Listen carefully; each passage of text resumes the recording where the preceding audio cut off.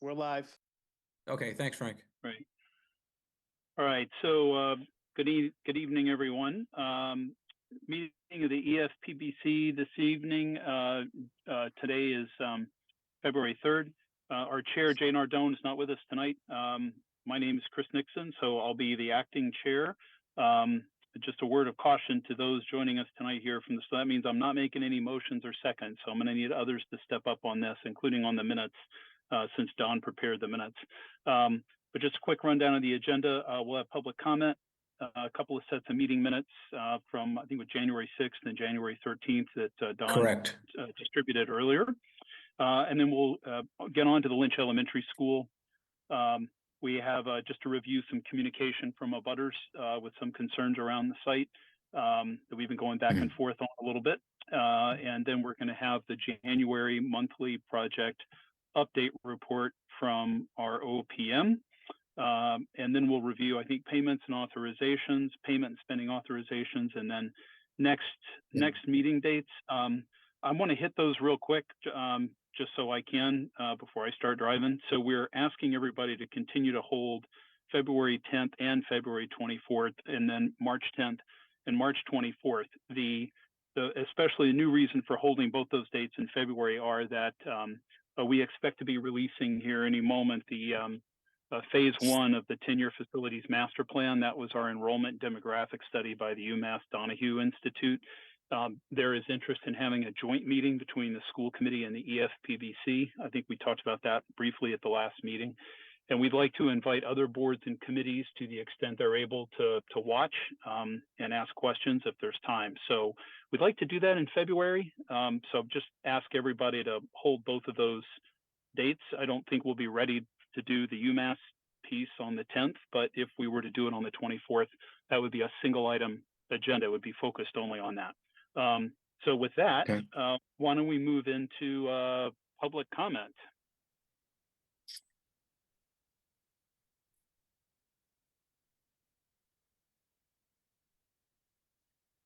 I think we have, I know I see Neil there. Hi, Neil. If Neil, if you have public comment, just raise your digital hand. Otherwise, if you're just here to watch, that's cool too.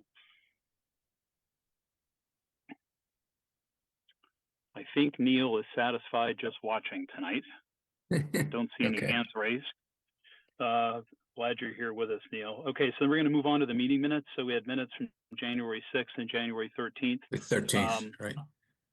I had forwarded just a couple of small typos to Don earlier. He took care of those. Otherwise, I thought they looked fine. Any other feedback from the committee for Don on either of those sets of minutes? I didn't see any comments from anybody else. So if someone wants to move to accept them as corrected by Chris. So moved. Thank you, Frank. Second. And who, that was Mark did the second there? Yeah. I was okay. All right. So thank you for the motion and the second. So all in favor, we're going to go roll call. Don? Yes. Emily? Yes. Thank you. Chris votes yes. Richard Rohan? Yes. Frank Hackett? He made the motion, so we're good. He's good. Okay. Brendan? yes. John Siciliano? Yes. And Colleen? Yes. I think Lisa has also joined. So Lisa, you want to vote on that? Yes, I'd like to vote on that, yes. Okay, thank you. Great. All right. I don't think I missed anybody. No, you got everybody. Okay. Good. All right. Thanks for everybody's patience with me plowing through that. So let's move on to Lynch real quick. Before we jump into the January report, we did receive some email communication from abutters. A couple of weeks ago, there was some concern kind of on a couple of different points. I suppose the first is as the building is coming up and its enclosure is wrapping up, it's a different view, certainly, than what some folks were used to. So the issue of landscape design and redesign came up again. The committee will remember we talked about this with Warner Larson months ago and agreed to make some revisions to help with some screening, but we've not really brought that back to share with with the EFPBC. We just kind of discussed it conceptually. So we'll talk about that in a few minutes. Meg or maybe Chris Sharkey could speak to that. There is a plan to kind of bring that forward. And then there was some concern about traffic, particularly early in the morning, some contractors lining up at the gate. And I think also maybe a concern about, there's some concern maybe a transformer was, a generator was cycling on and off. I'm not sure that was really affiliated with our project. But I guess just having done the rundown, Meg, is it okay if I put you on the spot to just kind of say a few words that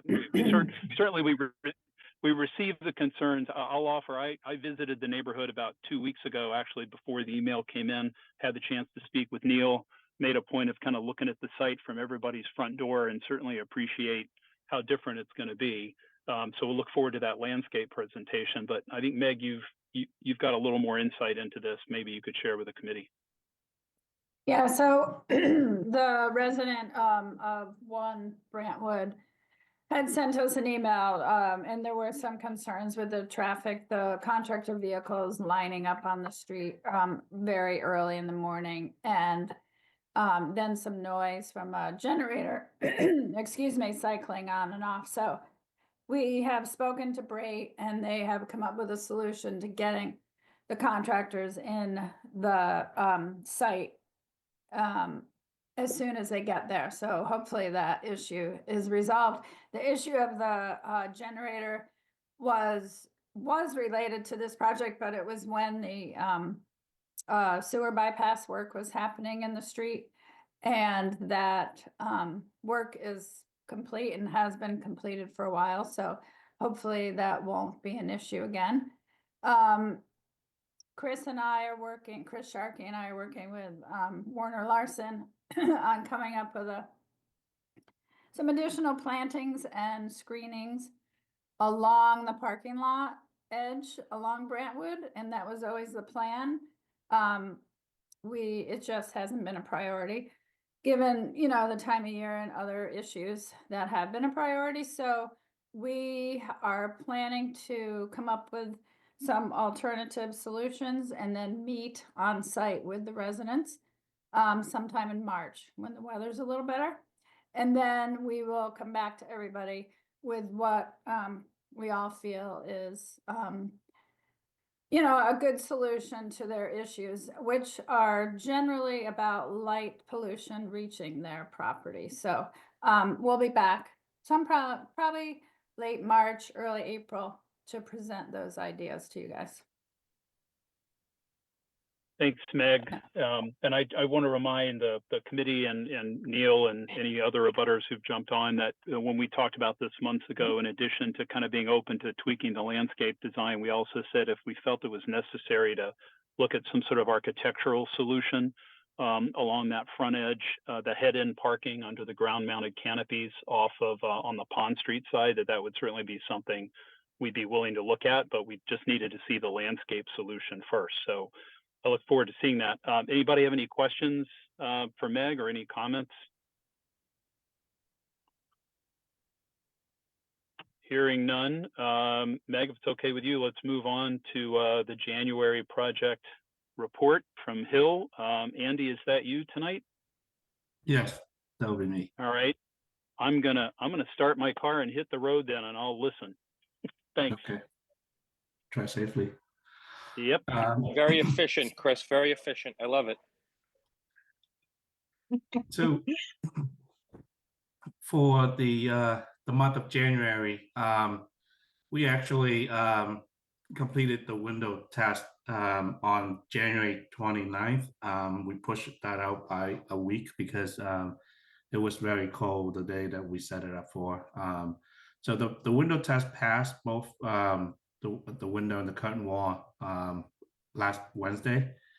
So the contractor went ahead and started installing window at the north elevation. The brickwork at the north elevation is also completed. That they are removing the top and the scaffolding right now, but that does not impact the installation of the window. Casework, the delivery was completed for the third and the second floor. You know, they make a lot of progress for the third floor. I think third floor is supposed to be done in February. They make a lot of progress, so they work their way down to the second and the first floor. The floor on the tile, the wall tile, that's substantially completed in the bathroom on the second and the third floor. We also, you know, reached substantial completion for the rough electrical and plumbing on the first floor at C and B. We're still working on the A area. Those areas inspected already. Skylight, they're assembling that on the roof. It's being installed right now. Ceiling grid, you know, third floor is done on the ceiling grid. Lighting will be here, I think next week, mid-February, that should be on site. Conservation Commission, so we met with the Conservation Commission last week, and they did approve the pedestrian foundation work to begin early. So the contractor wants to start that in, you know, next week by mid-February, just the foundation of the bridge work. And that was approved without an amendment. So they're looking to take down the mock-up because that's in the way. So you know, the window test was done. We're going to be doing more tests on the actual window itself and the curtain wall. So the plan is to, you know, they want to take the mock-up down this week. I know there are still minor, you know, sample that the architects is looking at, but they can, you know, get that approved through the samples. MSBA update, the next visit will be March. They do bi-monthly visit. They were here, you know, 2 months ago. They were happy with the progress, no issue. All right. What's happening in February? So right now we're concentrating on the permanent power that's scheduled for February the 17th. That date is still the same. We're on schedule. We finally get back from Eversource, and also the school committee voted on the easement, the paperwork that they were looking for. So everything is good. Eversource confirmed that they will be here tomorrow to do the primary power pull on the pole, and that is going to be 1 day of work. And Griffin Electric is also ready. So that date for permanent power is still on schedule for the 17th, no issue. We worked at the MDF IDF room. They're starting the flooring work in there soon. So by the end of this month, you know, that the IDF MDF room will be ready for the owner's vendor. I believe it's LCN that we approved 2 months ago. So they should be starting probably March and April. They will be coming in to do the infrastructure. Beginning the store, the curtain wall and the storefront, that the curtain wall should be here. They should be here this week. That's the schedule, and it's still on track. Installing of the skylights at the lobby, that's, you know, they already started that, and the target is to finish that in February. We're going to continue with the brickwork. That, you know, is going to be done probably the first week of March. I will go into more detail on the next slide. Complete the MEP rough inspection of the first floor. We're targeting that to wrap up all the mechanical, electrical rough, like the first floor is the last section, so that's going to happen in February. Sprinkler work, the same thing. Target to finish that in February. Complete the ceiling grid work on the second floor, also in February. We're getting ready to start the solar panel work on the roof, and hoping to finish that in the spring. And by April, we should be able to, to finish the solar panel work. So what's happening in March? As I mentioned, we target to finish the brickwork. Like this is throughout the south, the east, and the west side. Actually, the west side is completed. The last section will be the east side on the brick. Continue with window install. Target to finish that in April. Same thing with the curtain wall, and we will look to start the flooring, the actual resilient flooring, in March, and then do the testing and balancing of the elevator. So that the remainder of the elevator work is going to follow the permanent power. So we need that for them to start. I mean, not start, sorry, beginning to finish the work. The actual elevator is already in place.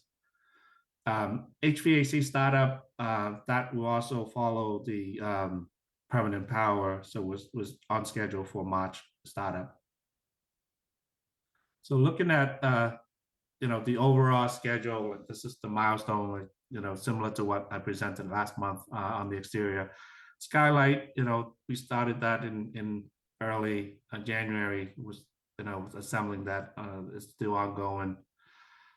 North elevation, the brickwork is done. As I mentioned, we're taking off the scaffolding right now. Window install toward the end of January. Curtain wall, that's gonna start this week. This actually,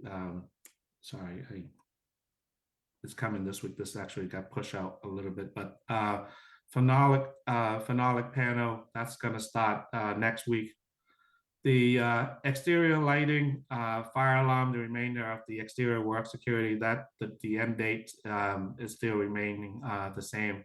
So the north elevation, I did review the schedule that was submitted for January. They do have one day of float left, before it starts hitting the critical path. But right now we're still on schedule. There's no impact. South elevation, the brickwork got pushed out by a week. Like last couple of weeks, it's been cold, but they're working on the brickwork right now on the south elevation. All the scaffolding is done. They're working inside the scaffolding with the top and stuff, and the heating. They have heating in there. Window for the south elevation, that's actually starting this week as well. They will follow the brickwork. So they will start like installing the frame from the inside the classroom. They're gonna assemble that, and then when the brickwork move from A to B to C, they will actually pop those in. But I've seen them on site that they do go ahead and like prep the actual putting the frame inside the classroom.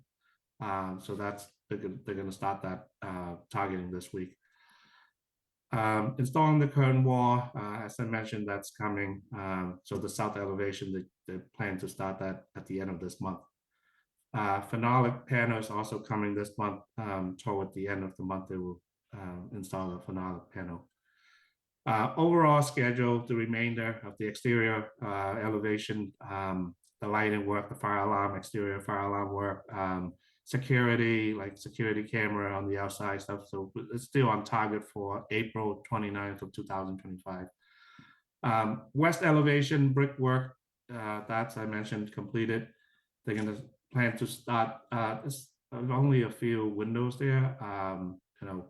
They plan to start that early February as well. The curtain wall, they're gonna do that in March. Phenolic panels, similar, they will do that toward the end of this month. Overall, the exterior lighting, the exterior fire alarm, everything is still on track. East elevation, the brickwork did get pushed out by 2 weeks. I think, last month I presented that to be done like in early March, but that it did get pushed out. This elevation, the brickwork get pushed out by 2 weeks. But the window install, they still gonna start putting that together inside the classroom area, and then when it's ready, they're gonna pop them in, and it doesn't jeopardize the exterior, like the overall, like the exterior lighting, fire alarm, and all those stuff is still targeting for like the first week of May. So overall, substantial completion is still on the 27th of June. There's no impact on that. Interior, continue with the interior work. The mill work, the casework has been going very well. I think they're going to try to wrap that up next week, on the 3rd floor. And then, follow the 2nd floor, that will happen mid-February to mid-March. So that's usually take about a month, but it's going very well on the 2nd floor, on the 3rd floor.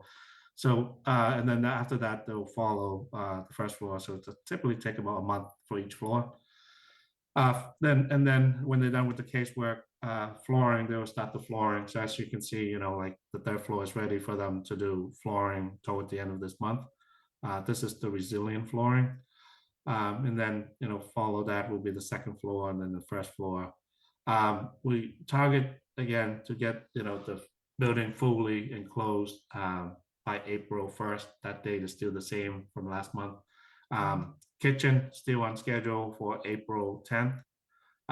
Final cleaning, they're going to do their first final cleaning by March 7th. That's their first final cleaning. They're going to do a final cleaning, right before they turn over to the owner, like on the 27th of June. They're going to do another sweep cleaning of the building before they turn it over.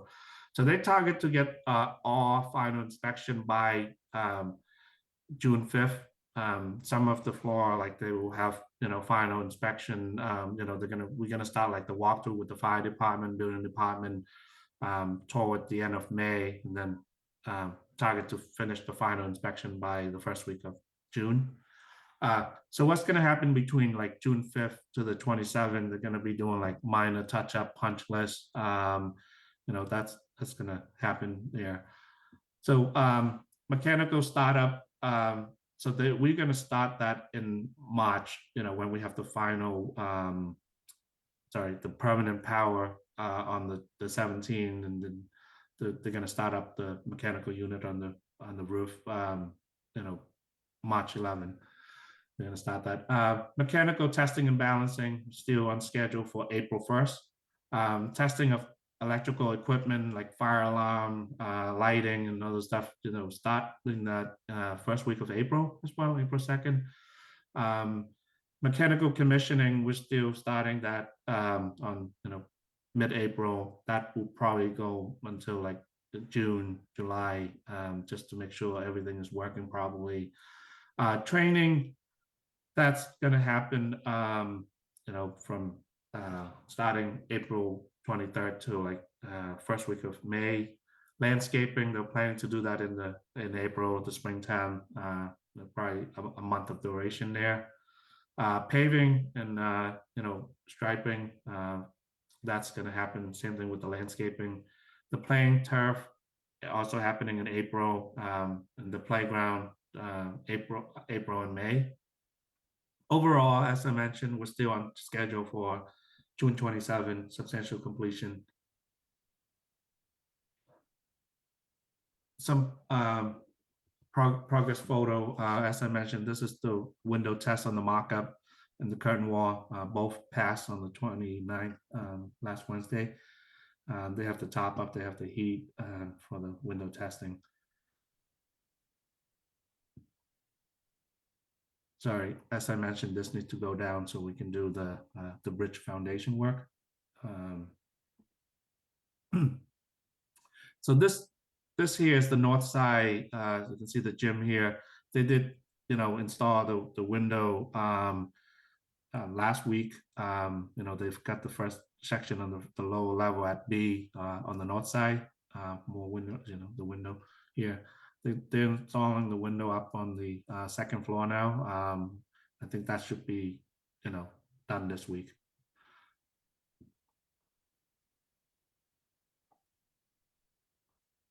So this is the casework. They made a lot of progress on the 3rd floor, and we're getting delivery on the 2nd floor now on the casework. A lot of progress. The floor and wall tile in the bathroom, we finished on the 3rd floor. The work is ongoing on on the second floor on the bathroom, the wall tile. This is the sheetrock, you know, in the hallway in the stairwell. You know, we basically getting ready for painting there. Rough plumbing. This is the last area, which is the kitchen. You know, there's a lot of plumbing there, but we're planning to wrap that up soon on the first floor. Also in the bathroom, plumbing in the bathroom is going very well. Electrical work is also on schedule. You know, like this is the panel on the third floor, the tying in the breaker now. You know, also this is in place for the hyper spike panel that's installed. So this is the main electrical room. A lot of progress. You know, Griffin said they'll be ready for the 17 to have the permanent power on. As I mentioned, Eversource will be here tomorrow and finish the wire pulling on the pole tomorrow. HVAC, a lot of progress. Everything's on schedule. This is the last section on the first floor. So they're going to be doing the installation of the ductwork on the first floor.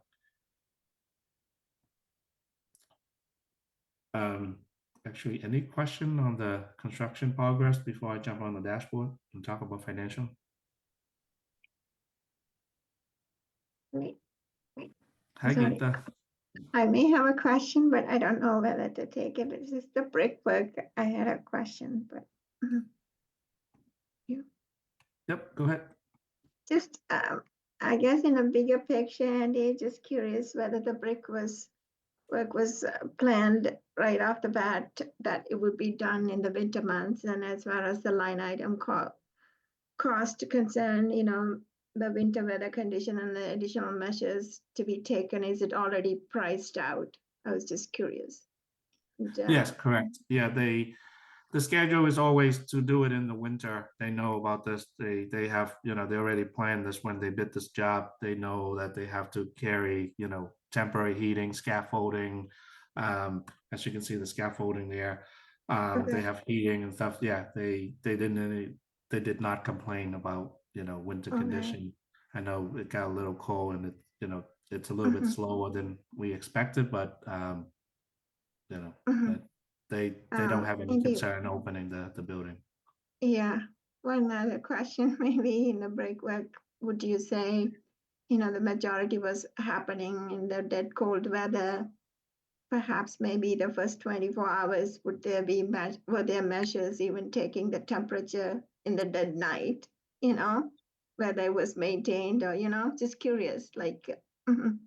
Yeah, I mean, you know, most of the project, like the mason, you know, they just do it throughout, you know, they do it at any weather. Like they prefer to do it in the summer, but they do, Yeah, but you the know, keep the temperature temperature. They wise, do have, you know, the scaffolding and the heating, indeed, to they make do have sure, heating. was it maintained? Yes, Was there any it does. data taken to back that up? That's what. Yeah, they try to keep, you know, we have, you know, temperature control in there. They try to get at least 50 degrees in there. It's actually very warm in there. Like we walk by it, it's like, you know, they try to keep 50, but they're getting like 70, 80 So degrees. it was running overnight, like, you know, is that? Yeah, they have to be. It's Okay. running. Yeah. Okay.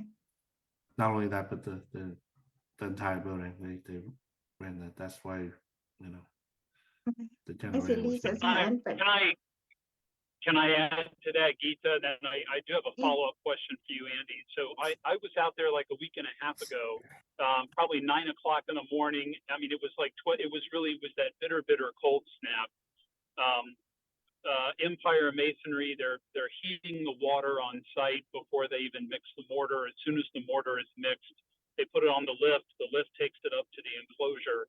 It was definitely in the mid 50s inside that enclosure. And that was, you know, not long after the sun came up.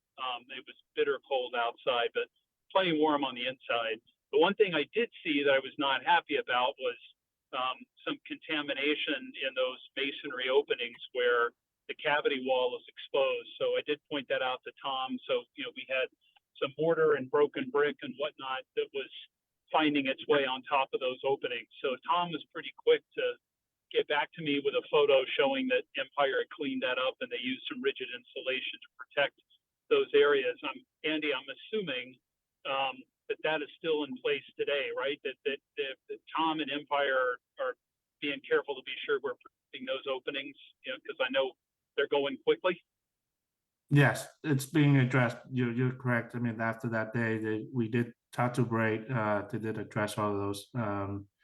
Yes, thank you for that. All right, a quick question, maybe heating the water, was it something in the spec? Or not that I'm an expert, but I've heard plus and minus. It's just it might freeze quickly, but just curious, how did that come about? Or, was it mentioned by the architect in the spec? So heating the water for the mortar. I know Chris said. Well, I think if you didn't heat it, it would be a block of ice.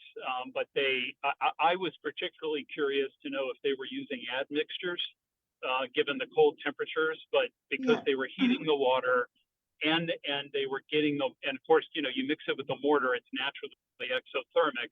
I watched them. They mixed the batch and they got it right to the enclosure. And as soon as it got up there, the masons were using it to lay bricks. So it was all happening pretty quickly in a heated environment. So I don't know if Andy wants to add. Literally with the conditions we had, you'd have to heat the water or you'd just have a block of ice. Yeah, I think they set up this area for the mixing of the mortar and so basically they have to heat it up to get it to get the water. But once they heat it up, they mix it and they bring it into the top area and the heated areas to keep the temperature, or else they can't lay the brick.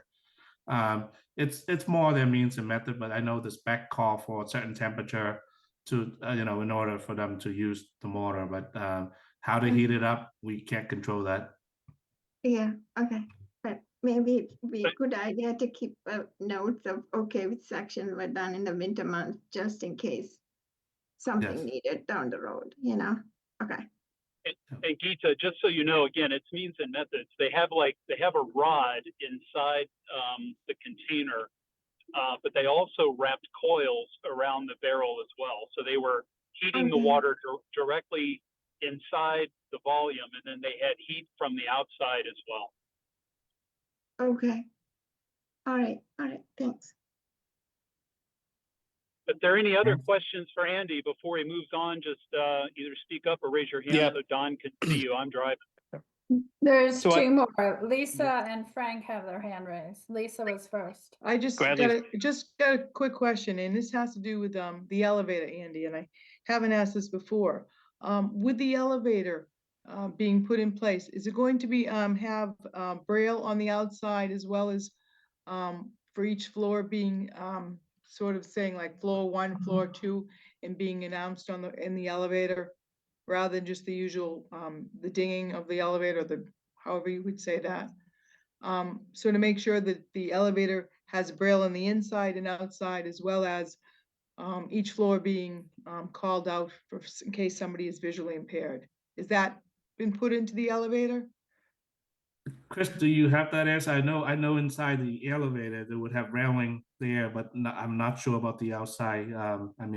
Chris, Chris Shockey, if you have the answer, if not, I can look at the drawing tomorrow and get back to you, Lisa. Okay, and just to make sure that they have with the elevator company, make sure that they can do the speaking of the different floors as well. Okay, thanks, guys. Yeah, thanks, Lisa. We can check on that. I just don't know off the top of my head, but that's a great idea. I appreciate that.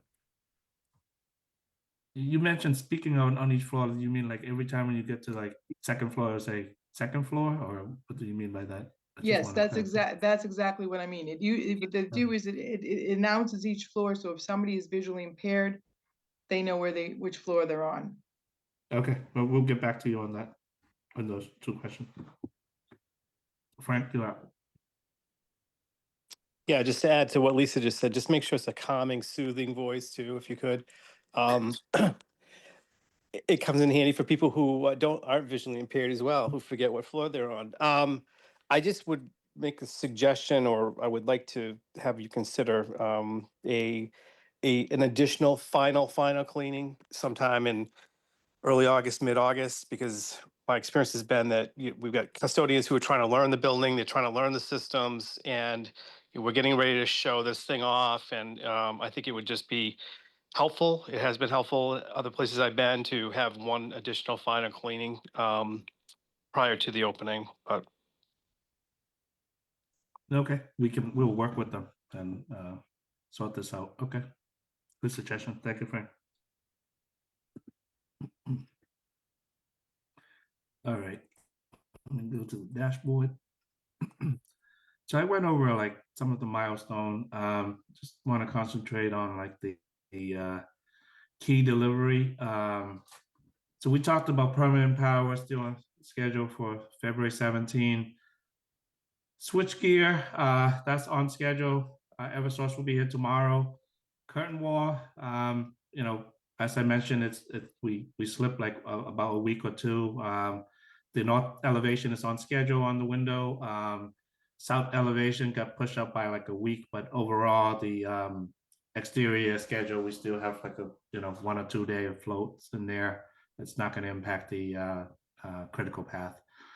Casework, that's going very well. I think we're actually ahead of schedule on the casework. Generator, that's going to be shipped out on the 25th of February. Phenolic panel, as I mentioned, I think that's going to also at the end of February, like I think February 20th. Lighting, it's actually coming the first week of February this week, and then we'll start installing them. Pedestrian bridge, we're going to do the foundation of that, and the actual bridge will be here in the spring, and then we'll install that in the summer. All right. Oops. Overall contingency, we still have about $6 million left on the both the owner and the construction contingency. 5.9 for construction contingency, owner's contingency about 126,000. Cash flow, we're doing very well. So we'll continue to be on schedule with that. So this month, change order 8, we do have 7 PCO. The first PCO is PCO 35. This is, because we have some difficulty with the brick support condition. This PCO 35 is to add $5,695.45 to improve the detail of the outside corner by making the material the same on both sides of the corner and the section of the wall indicated in the RFI. There was an RFI 192 on this, and it was changed from masonry to metal panel to correct the condition. So this, this is an additional of $5,695.45. PCO 56. This is a landscape package. This is additional landscape. It has additional revision of the landscape related to the planting, the fire lane, play area, field access and pad, ground material. This is all requested by the owner and the fire department. So this is an additional $22,661.25.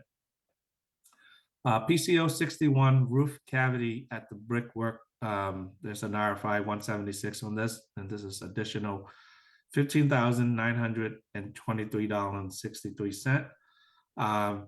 In order to mitigate a potential cold bridge condition in the building envelope, additional insulation was added to fill the cavity between the masonry and the brick to the roof detail, so that they're missing some insulation. This is to add the insulation.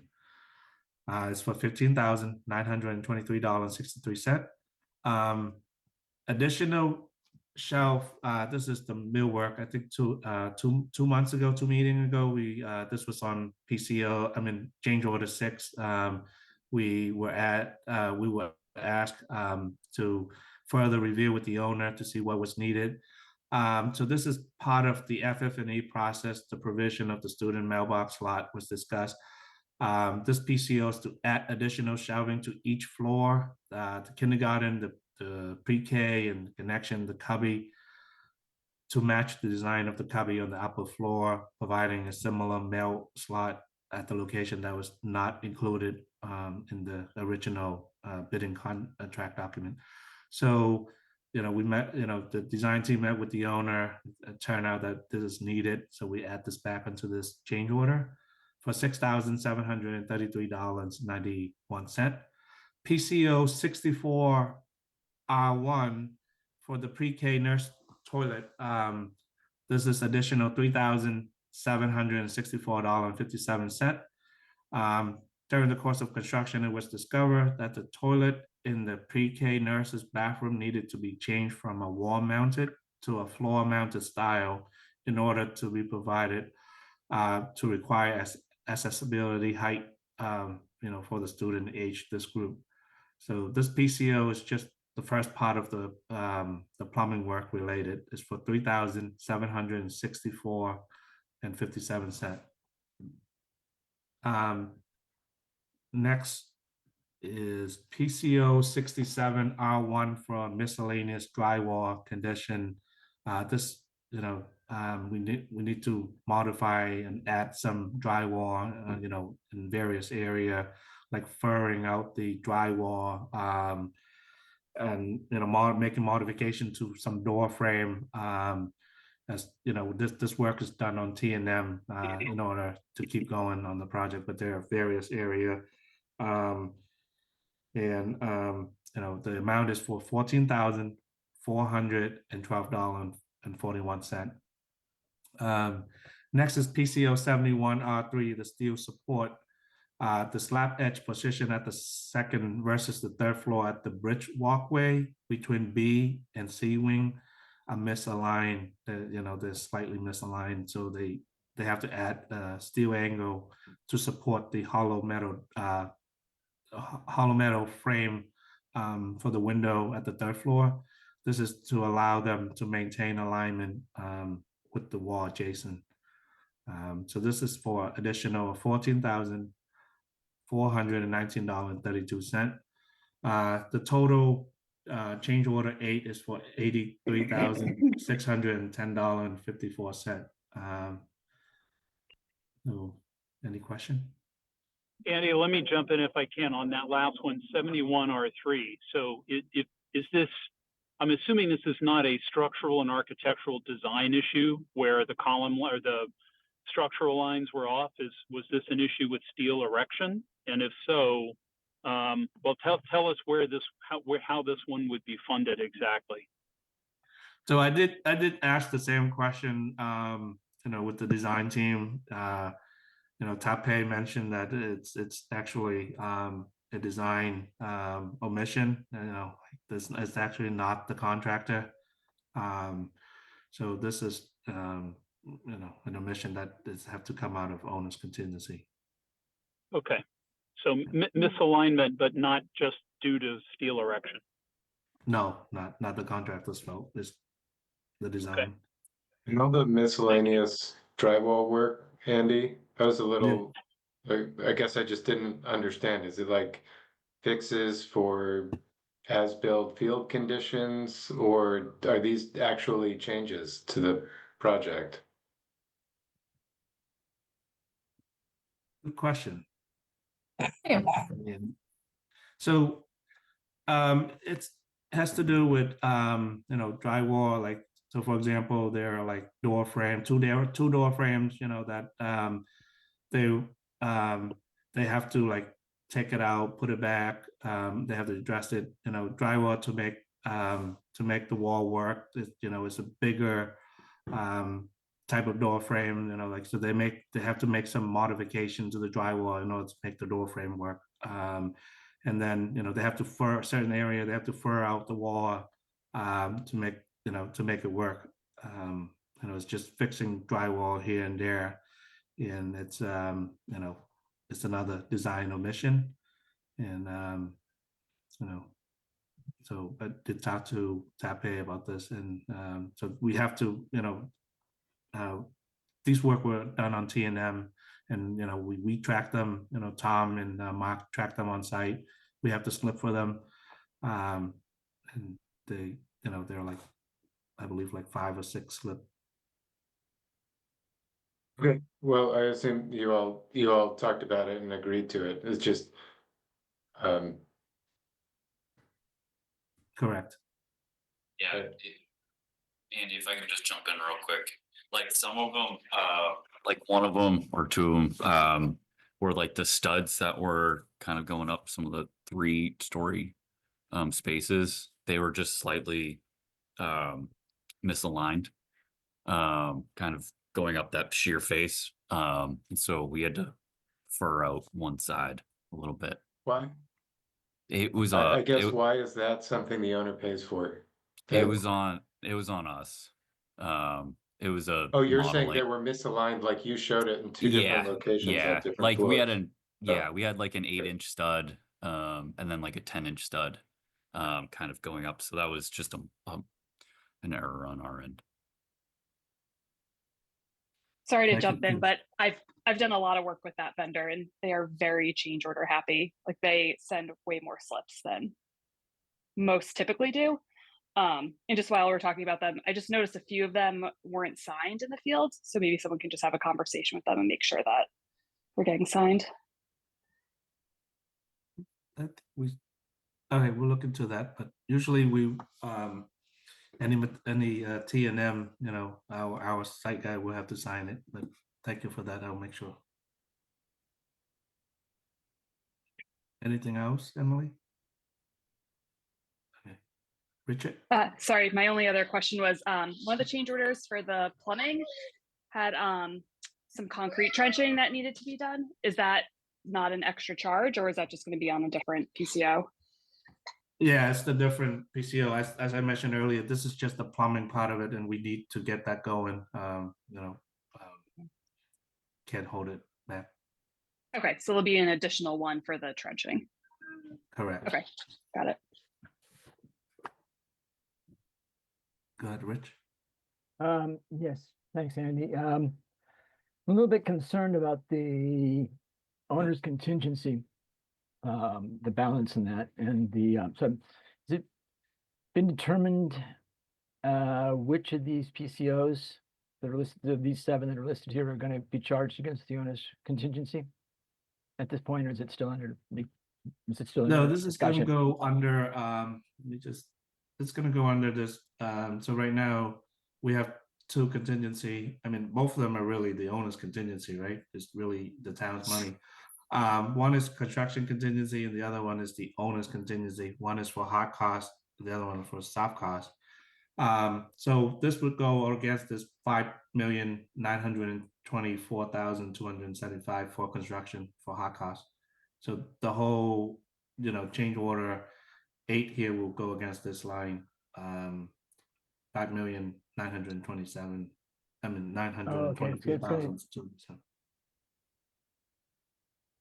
So you're saying that the entire change order 8 would go against the hard cost contingencies?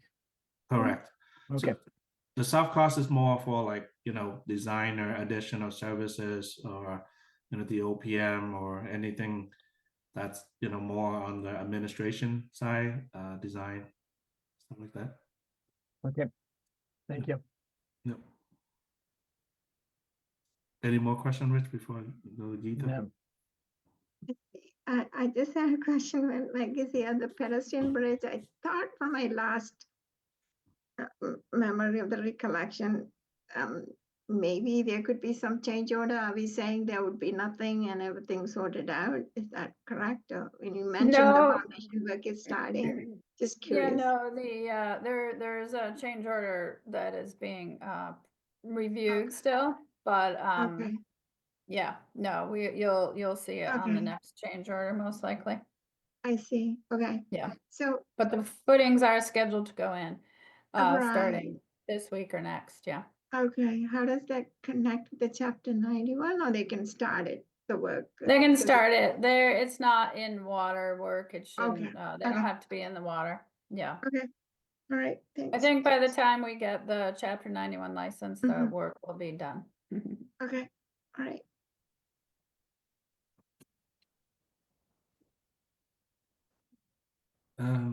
That's it for my presentation. Let's get back to the agenda here. Can I, Andy, I have a architectural follow-up for Chris Sharkey. Go ahead. Chris, have you had a chance to circle back? Have you had a chance to circle back, Chris, to look at confirm what the treatment is on that foil insulation above the fabric blades, how that's going to be treated? So above on the blades, there's like a little felt top on the majority of them, and then above that, like anything above that, so pipes, any mechanical duct or anything like that will be sprayed black. Okay. And that'll and somebody's figuring out where it has to be painted, I'm assuming before any grid goes in, because this is a grid-based system, right? Yep. Okay. Yep. Yeah, I talked to the super about it, and he's on it. All right. Cool. Thank you very much. Mm-hmm. All right. I think we cover the Eversource, the pedestrian bridge status update already. So I think the next on the agenda is the payment and authorization. Okay, can I, Everybody, you should have I think Meg sent that out directly Right. Earlier. yeah, You should have a copy of that. Yep. am I able to share? Yes, you are. Okay. Doesn't mean I'll be able to figure it out. I believe in you. Thank you. Wrong one. Thank you, Frank. The wrong one. No, that's Yeah, correct. That's there, close now- enough. Now it's the right one. That's close enough. Thank you, Frank. I appreciate that. Absolutely. Okay, so tonight are the typical items, Brait's monthly application number 14th for $4,764,573.67. Tape Architects in the amount of $94,100. Triumph's monthly invoice for $29,850. Harbor Harbor Networks in the amount of $431.60. Frida's timesheet back from October for Yep. $699.07. And then we have two from EarthCam. Their December and January invoices for both in the amount of $600.31. And then we have one spending authorization that Andy went over, which is Brait's change order number 8 in the amount of $83,610.54. All right, I move that we approve the payment authorizations, town manager to make those payments as outlined in her. I second that motion. Okay. Thank you. That was Don on the motion and Brendan on Yeah. the second. John on the second. Yeah. John on the second. Thank you. Okay, so we're going to do a roll call. Don, you're already in favor. Emily? Yeah. Yes. Chris votes aye. Richard Rohan? Yes. Frank Hackett? Aye. John says yes. He seconded it. Brendan? Yes. Colleen? Yes. And Lisa? Yes. And Mr. Scott? I think I got everybody, No, right? Gita is there. Oh, Yes, Gita, yes. that's right. Sorry, you joined us a little That's late. fine. Yeah. You're a yes? Yes, Okay, thank you very much. All right, so I think then, yeah, do you have a question, Gita? Well, I don't think we voted the spending authorization. So based yeah. on this discussion, I'm not sure that we should approve the whole amount at this point, or, Why is that? I didn't hear that. okay, all right. So if someone wants to move to approve, go ahead. I move to approve the spending authorization as presented for change order number 8. Second. Okay. I'm gonna go do a roll call. Don, Yeah, I guess, okay, good. Emily, Yes. Chris is a yes. Richard Rohan, Yes. Frank Hackett, Yes. John Siciliano, Yes. Brendan, Yes. Colleen Soden, Yes. Lisa Matrandola, Yes. Mark Scott, I made the motion. and Geeta Mathayalakan. Yes. Thank you. All, and that's unanimous. Thank you. Thank you for catching that, Meg. So I think the next item we had on the agenda was meeting dates. We reviewed those at the top of the meeting, asking folks to hold February 10th and 24th. Yeah. We'll get back to you real soon. Don, did I miss something or am I on track? No, I think you're on track. I think we're good. Okay. I made it back to the high Early. school too. So I'm here early for the hockey bus tonight. So yeah, let's see. Was there anything I wanted to mention? No, I don't think so.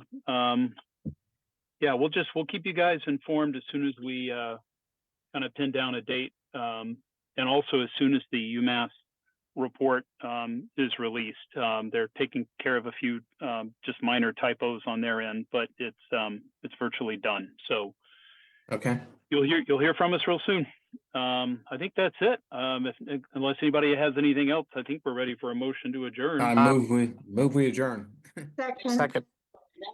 Thank you. All right, Don, you in favor? Of course, you made a motion, right? I Emily? moved, yeah. Yes. Chris says yes. Rich Rohan, Yes. Frank Hackett, Yes. John, Yes. Brendan, Yes. Colleen, Yes. Lisa, Yes. Mark, Right. and Geeta. Yes. Thank you, everybody. Okay. We finished before 7. Thanks, everybody. All right. Have a good night. Thanks. Five Have a minutes. good night. Okay, good night.